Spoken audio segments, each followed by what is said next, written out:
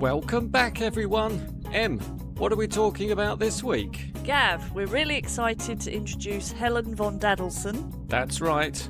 Author of Courageous Action, your playbook for communicating confidently one step at a time. She's also a communication coach, public speaker and vocal trainer. And she's here today to share practical tips on overcoming fears and speaking with confidence. A perfect topic for our teachers and learners who want to feel braver in the classroom and beyond. Couldn't agree more. Let's get into it. Welcome everybody, this is How to English, Teach and Learn with Gav and Em. It's a podcast about teaching and learning English as a foreign language. All opinions stated are personal and references will be given when necessary.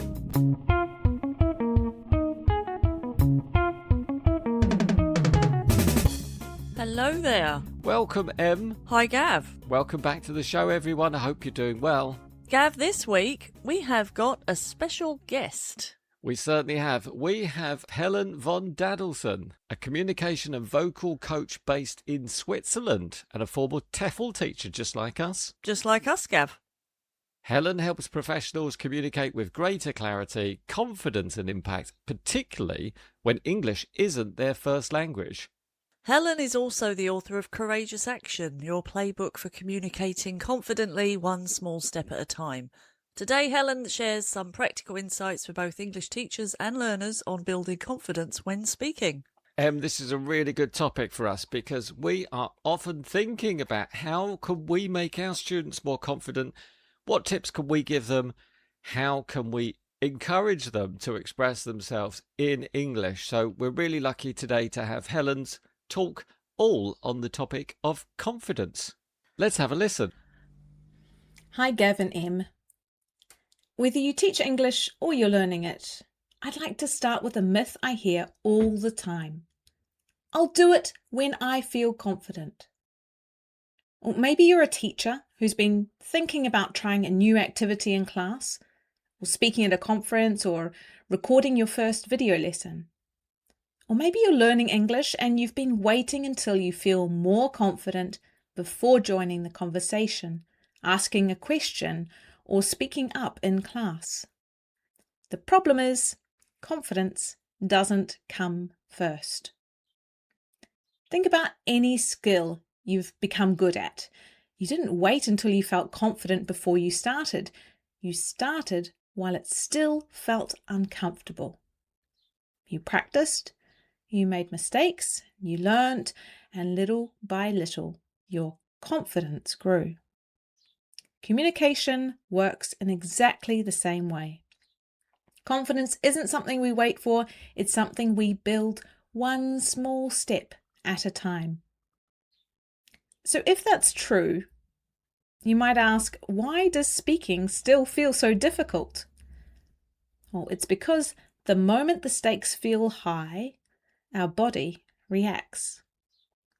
You know the feeling, your heart races. Your breathing becomes shallow, your mouth goes dry, your mind goes blank. And then the doubts creep in. What if my students don't respond? What if I lose my train of thought? What if my English isn't good enough? What if they don't like my funny Kiwi accent? If any of that sounds familiar, here's the good news.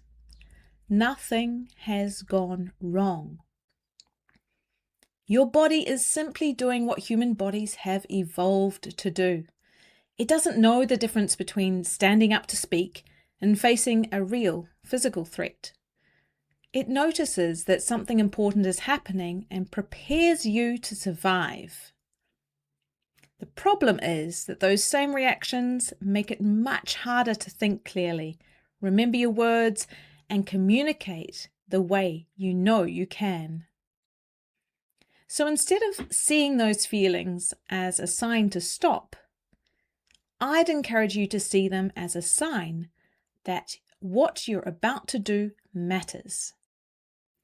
That small change in thinking can be incredibly powerful. Instead of thinking, oh, I'm nervous, I can't do this, interpret those feelings as excitement. excitement because it matters. It's amazing how often a different interpretation of the same physical sensations changes how we show up. Now, once you've made that mental shift, here are 3 other practical things that can help. First, slow your breathing. When we're nervous, our breathing becomes quick and shallow. Instead, take one slow breath in through your nose, then breathe out slowly through your mouth. The longer exhale tells your nervous system that you are safe. Second, and related, is slow your speaking. Most of us speed up when we're nervous. Slowing down by even 10% makes you easier to understand, and it gives your brain a bit more time to find the next word. And finally, shift your focus. Instead of asking yourself, how am I doing? Ask, what does this person need from me right now? Whether that's your students, your audience, or the person you're speaking to, that simple question moves your attention away from yourself and back to them. It's like moving the spotlight from yourself to your audience. Communication isn't about performing in perfection. It's about connection. And I'd like to leave you with one challenge. This week, choose one small, courageous action. If you're a teacher, maybe it's trying a new activity, asking one more open question, or giving your students a little more space to speak. If you're learning English, maybe it's asking the question you've been rehearsing in your head, or starting a conversation instead of waiting for the perfect moment. Whatever it is, don't wait until you feel ready. Take the first small step. Because confidence isn't something we wait for, it's something we build, one small step at a time. Thank you, Helen. Wow. Gav, there was a lot in there to think about, and I absolutely love the turning around of the narrative. Not, I'll do it when I feel confident, but by doing it, I will feel confident. It's almost a byproduct of doing something that you will naturally get some confidence from that action. Absolutely. But the body reacts, doesn't it? It's such a contradiction that we have this negative feeling for something that becomes a positive thing in the end. Emma, you describing the palpitation of your heartbeat throbbing in your chest. Yeah. And butterflies skipping around in your tummy. Yep. Dry throat. A little bit of shakiness, maybe, in your hands. One of my students used a quote that they saw online about your heartbeat racing in this situation as applause. As applause, like clapping. It's basically encouraging you on to be more successful and to say, come on, you can do it, we're behind you. I love that. Just little claps supporting you. Hey follower, if you're enjoying the show, hit follow so you don't miss the next episode. Now back to the show. I think a lot of people do struggle with this what if. What if I make a mistake? What if I do it wrong? What if everybody's laughing at me? It's a spiral, isn't it? It's a negative spiral, and I do it a lot. Are you overthinking that moment like many people as they get up on the stage or they stand up in class, or if they're a teacher, they might be facing their students? Yeah. And your mind is racing, or perhaps it's completely empty. I'm not sure.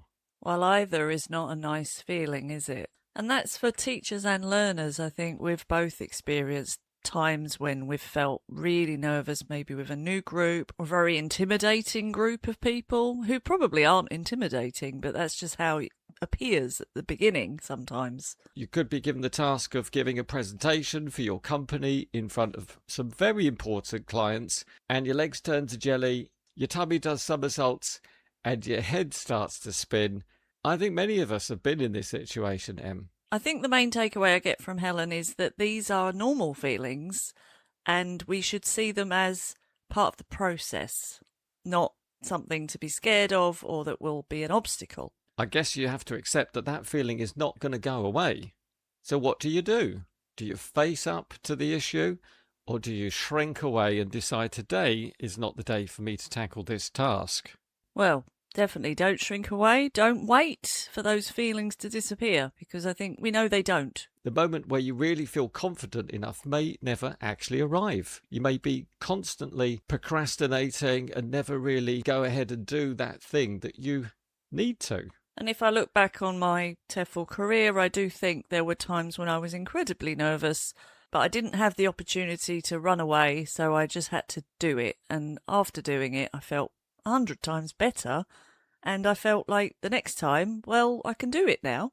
I absolutely agree with you, Em. If I had waited before I felt confident enough to go all the way to China to teach lots of little kiddies, I don't think I would ever have made that step. Instead, I went and did a TEFL course. I applied for the job in China, got it, bought the tickets, flew there, and I did it. And how did that turn out? It was absolutely amazing. Terrifying, but amazing. And eventually it became normal. I was just a TEFL teacher in China. I feel the same way, Gav, about my first lesson ever. I was terrified. I wasn't ready. I could have probably spent another 10 years preparing for it, but I decided it's going to be now or never. And it was now, and it worked, and the rest is history. And I look back and think, well done me. I got in there and I maybe didn't do a great job, but I did it, and now I am better for it. You have to make that first step in order to begin the journey. That's right. Beginning is sometimes the hardest part. Em, what tips did Helen give us? Maybe you can recall some of them so I can use them in my next class before I teach some pretty tricky grammar to my students. Her tips were to breathe. I'm already breathing. Well, I guess you slow down your breathing. You are more conscious of your breathing. You make sure it's not fast. Gav, are you aware of your breathing before you start teaching, during the lesson, after the lesson? Em, to be honest, in the past I wasn't really. I never thought about my breathing. Now that I've heard Helen's tips, I'm going to consciously take a moment before my lessons and take some deep breaths and make sure that the exhalation is a little bit longer. I think that might really help me calm myself before beginning a lesson. Teaching can be quite stressful from time to time, Em. I think so too, Gav. I think maybe if you're in a classroom, before your students arrive, take the marker pen. You can draw a line, and it's like box breathing. And what's box breathing? It's basically a visual representation of how you take a breath. Draw a line. Breathe 1, 2, 3. Go up on the line. Hold your breath 1, 2, 3. Then carry on the line. Breathe out 1, 2, 3. And then drop down with the line. Hold 1, 2, 3. That kind of thing. And then repeat. You could actually do that as a kind of pre-lesson calm down method, or if you're online, you could just draw that on a piece of paper. And the students walk in and see the teacher has covered the board in squares. You would probably erase it before they came in. Otherwise, they think you're quite nervous. But you wouldn't be, would you? Because when they come in, you've done all your box breathing. But I think you can get apps as well. Just follow the line on your phone and it will help you calm down a bit. Well, I think after hearing your instructions, I will definitely be able to do some box breathing in the future.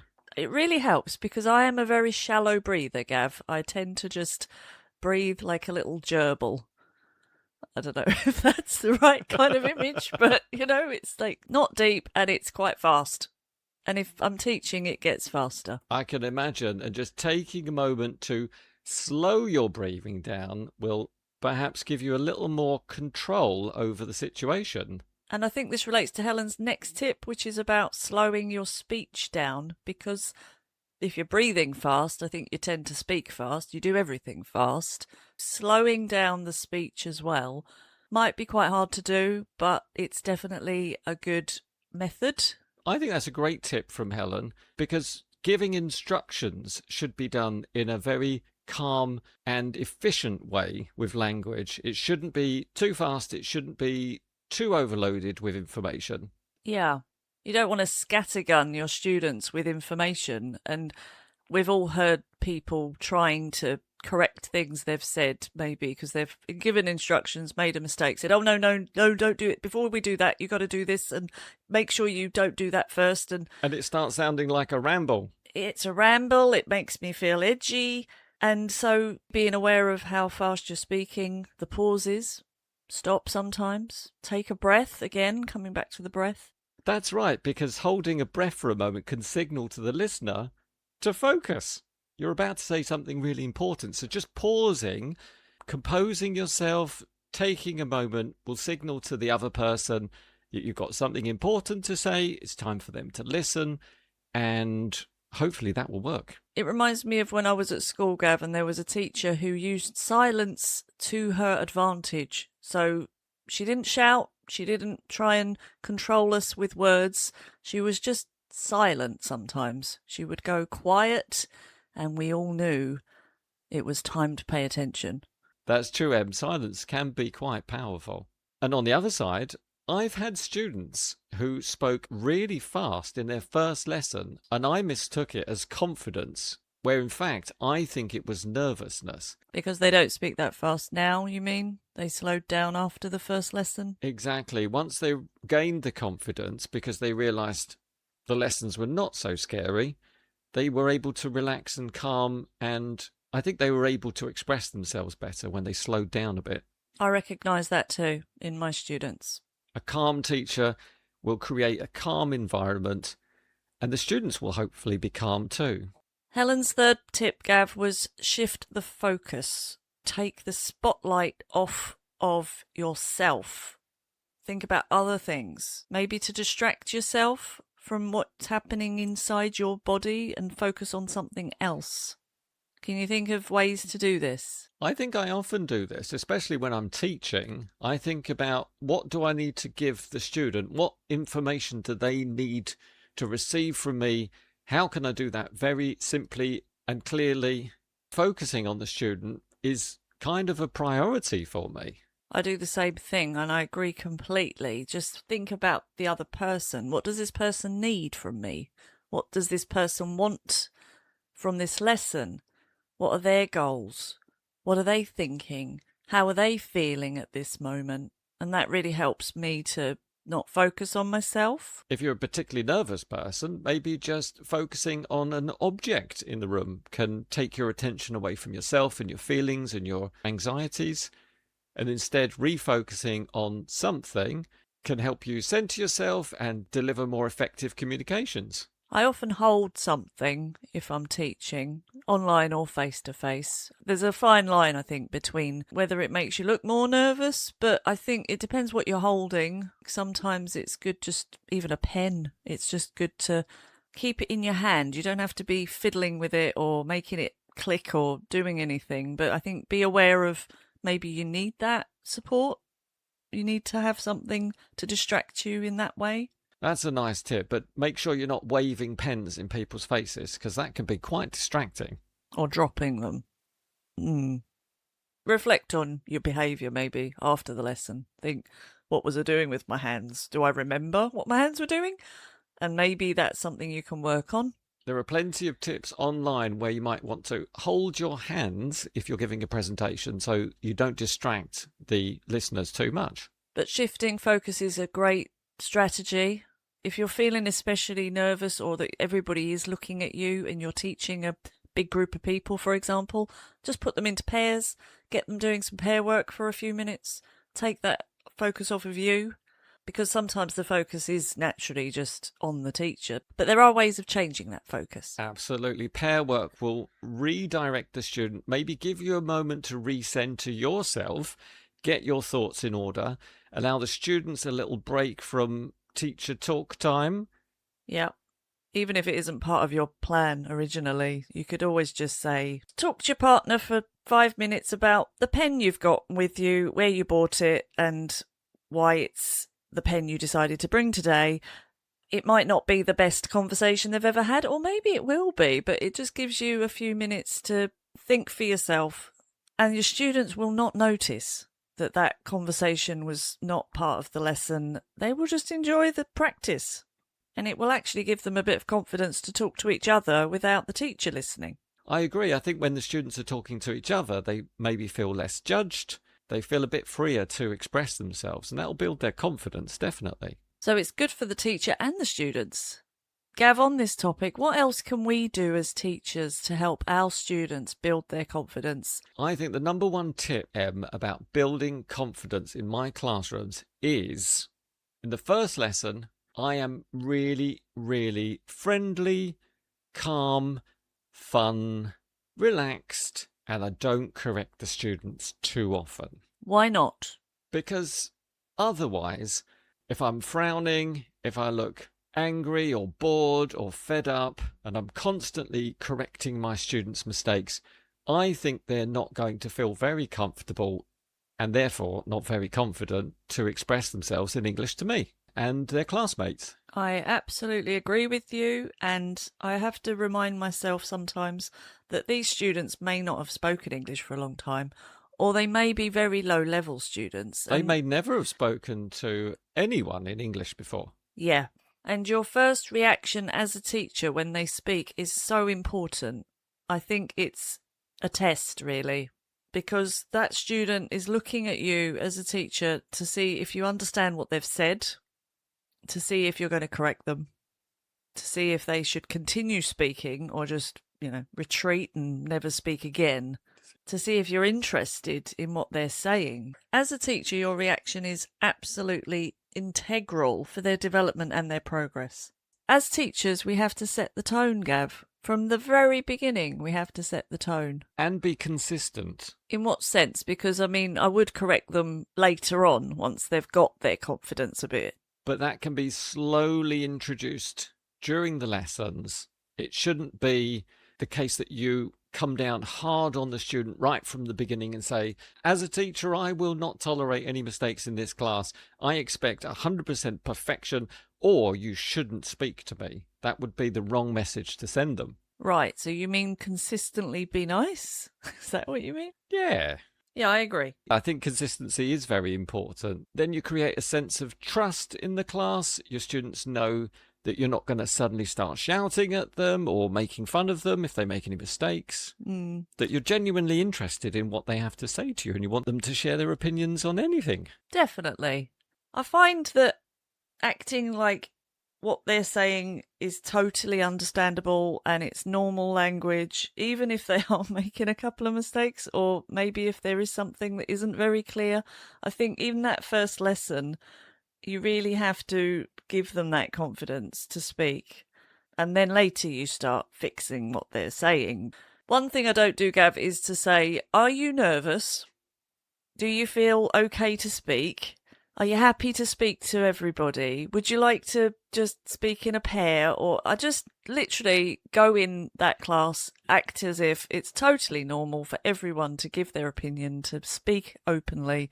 And I think it gives students a feeling of, well, this is just how it is going to be. And I've got no chance to change my mind or back out of this. Just go with it. But also be sensitive to some students who might be quite shy or prefer to learn in a slightly more passive way. What do you mean, Gav, to be sensitive? Just be aware that some students are quiet. They prefer not to contribute as much as other students. It doesn't have to be everybody gets exactly the same amount of time, because some students don't want to talk. Maybe they prefer to write. Maybe they enjoy doing some grammar exercises where they're just filling in gaps or something else. I'm not sure. Are you saying you force them to speak?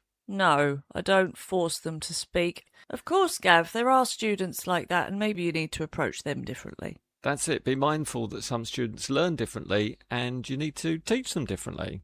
Summarising our tips, Gav, I think we've said set the tone, make sure the classroom is a friendly, safe and inclusive environment where everyone feels they can speak. Don't focus on the students' nervous feelings. Don't ask, are you nervous? What's wrong?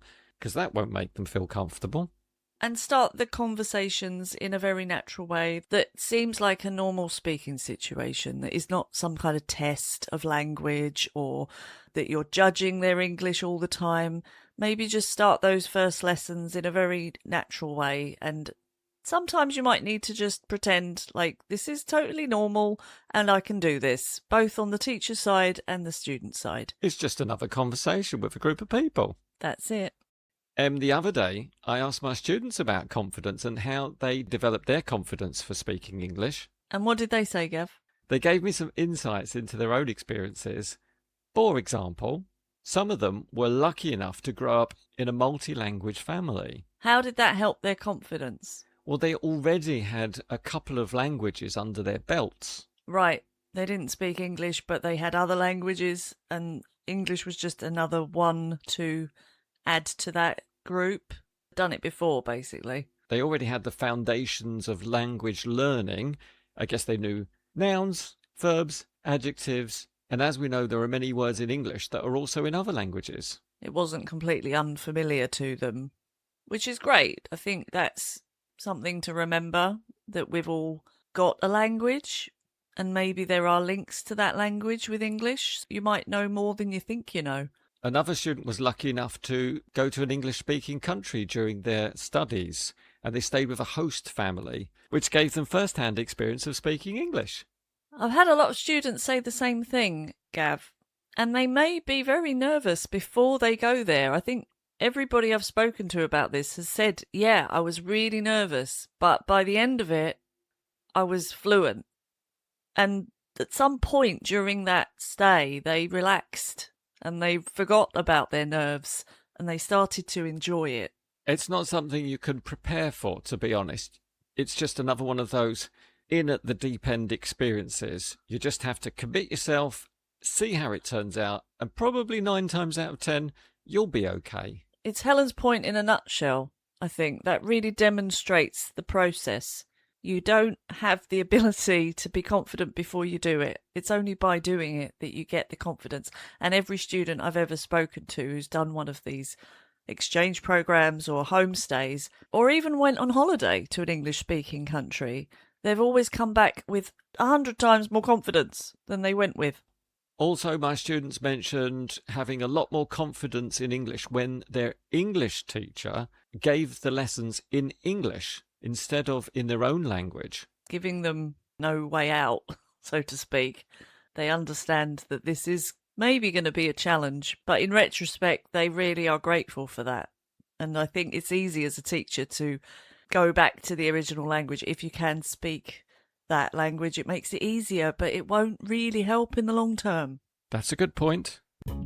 Hey there, just to interrupt for 1 second, what's one tip you can add to this topic?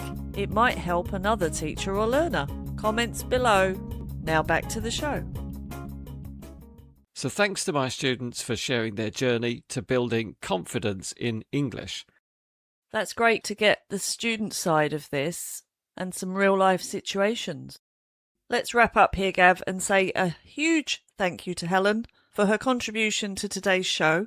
It's generated an incredibly interesting conversation. Absolutely, Em. And going forward, I will keep in mind Helen's amazing tips from today and from my students. My teaching will definitely benefit from what we've heard and discussed on the show. For me too, Gav, I really feel focused now and more aware of how we can help our students build their confidence.